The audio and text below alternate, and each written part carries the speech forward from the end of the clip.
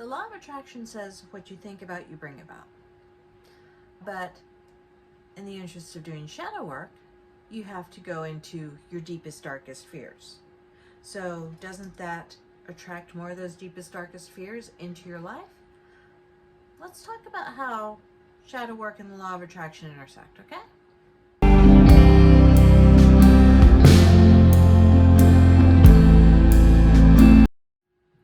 I'm Marna. Thank you for joining me. So today we're talking about how shadow work and the law of attraction intersect and why both are important if you are interested in manifesting the life that you really want. So let's get a couple of terms out of the way.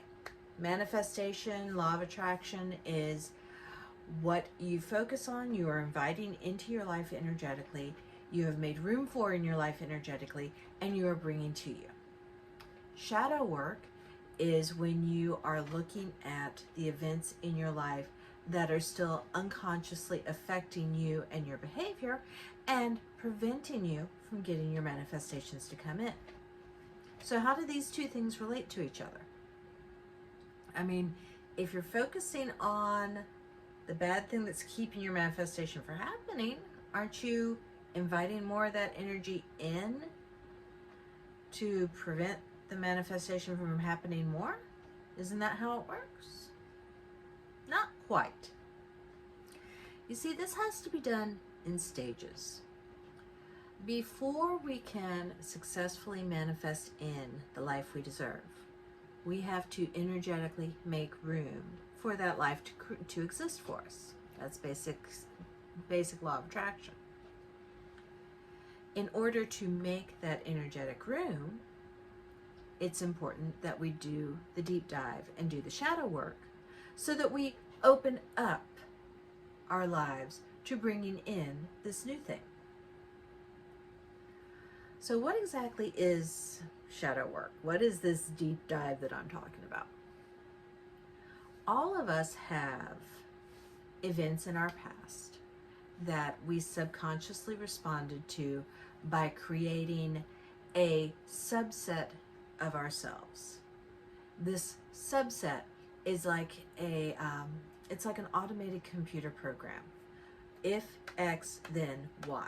So if something happens that triggers that subconscious program, then we respond to it following that program. Now, if that subconscious program is how to drive home late at night when we're distracted and we respond to it by making it home safely, well and good.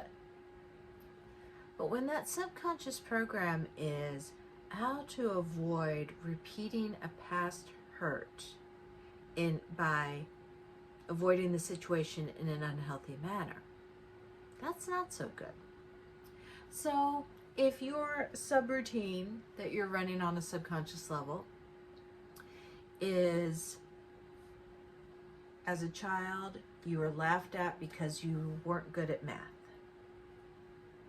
You made a mistake on the chalkboard in front of your entire second grade class and everybody laughed at you, including the teacher. The subroutine that you set to that is, I'm not good at math.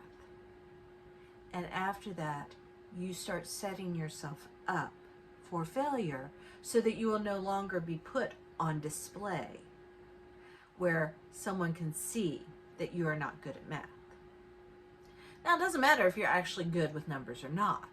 In fact, I know some people who have dealt with this math phobia, which is a very real thing, that, were whizzes with numbers when they weren't thinking about it.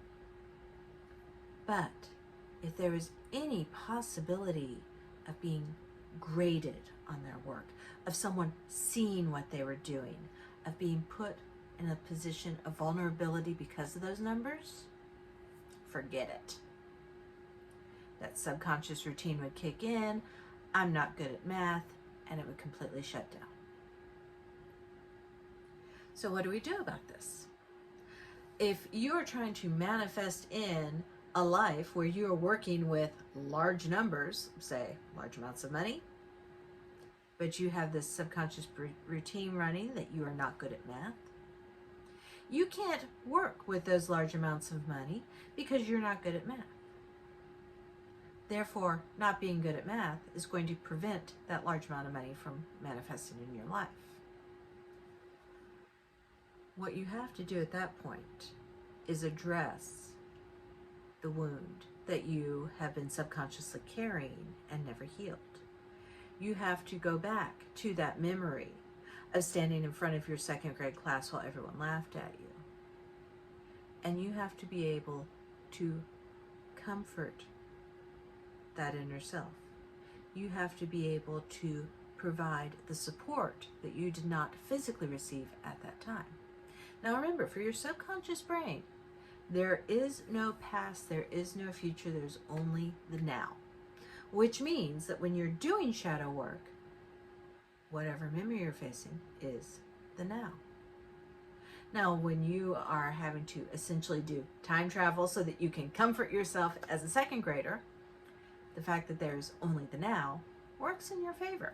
You bring up that memory and you provide the support that you did not receive then. You provide the love and acceptance that you did not receive then. You provide the comforting arms and the unconditional support and the, hey, let's walk through this and get it right, that you did not receive then. Once you have learned the trick of finding these shadows and confronting that issue that needs healing, then you can begin healing that damage, and you can look at that subroutine and say, I understand why you were created. You were created to protect me from this embarrassment, but that is no longer applicable. You're no longer needed at this time. I'm going to keep you on reserve in case you're needed in the future. By integrating that subroutine into your conscious mind from your unconscious, you are then making sure that if at some point in time you needed that response, it's available to you. But it's no longer unconsciously controlling what you believe.